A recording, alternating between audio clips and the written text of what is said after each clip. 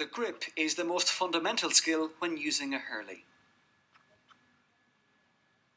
It is also vital that the hurley be an appropriate size for the individual player.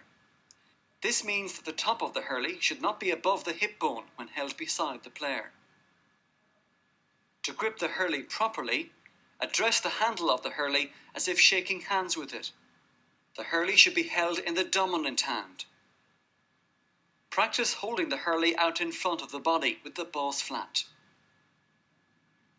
Wave the hurley up and down to get a sense of the weight. The basic position to hold the hurley is in the ready position. To move the hurley into the ready position, first move the feet shoulder width apart. Holding the hurley in the dominant hand, lift the hurley in front and across the body to hold it with the non-dominant hand above the boss. Note the toe of the hurley is pointed upwards. Practice the ready position in a stationary position, then while walking and jogging.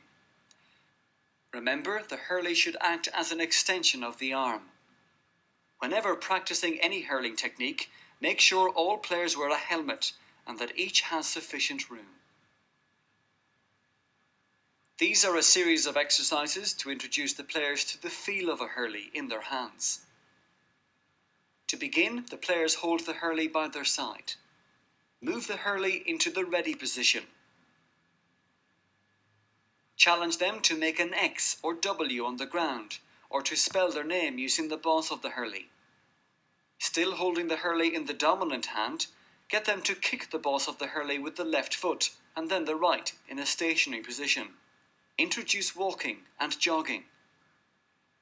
Moving through the ready position, hold the hurley above the head. Pretend you are flicking flies away as they buzz around your head. Finally, introduce a ball. Touch the ball on the ground with the hurley. Lift the ball and practice holding the ball and the hurley at the same time. Can you move around with the hurley in the ready position and the ball in the non-dominant hand? Now hold the hurley up straight beside the dominant shoulder as you jog with the ball in the non-dominant hand.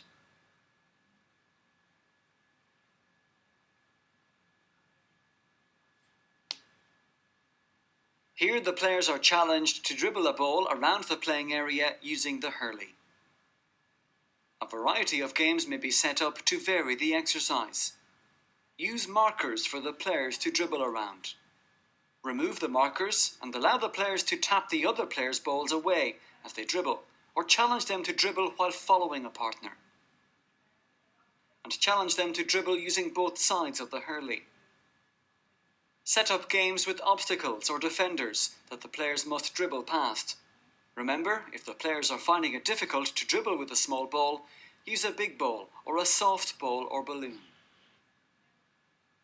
To make the exercise more difficult, challenge the players to dribble using one hand on the hurley.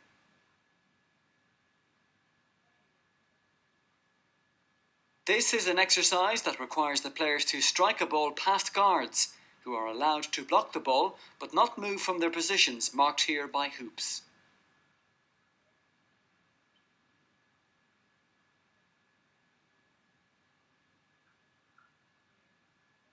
This exercise develops coordination and striking skills. The player must dribble the ball through the obstacles before teeing it up on a marker and striking for goal. Encourage players to use both sides of the hurley when dribbling the ball.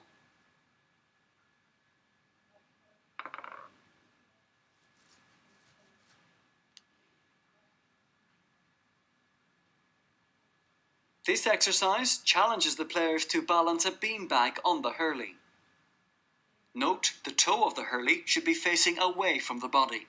Beginning in a stationary position and holding the hurley in two hands, progress the exercise by challenging the players to toss the beanbag into the air before controlling it with the hurley on the way down. Introduce walking and jogging as the players balance the beanbag. A course can be set up where the players must balance the beanbag as they navigate the obstacles before tossing the beanbag off the hurley at a target.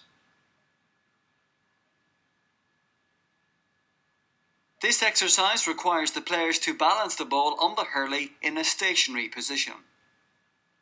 Use 2 hands to aid control. Progress to walking as the players become more proficient.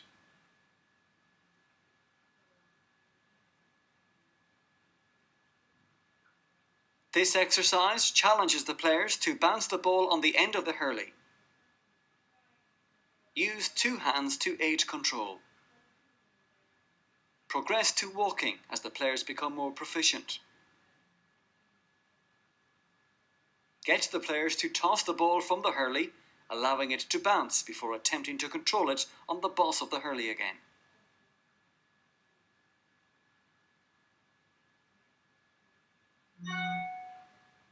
This exercise requires the players to keep a balloon or ball in the air using the hurley.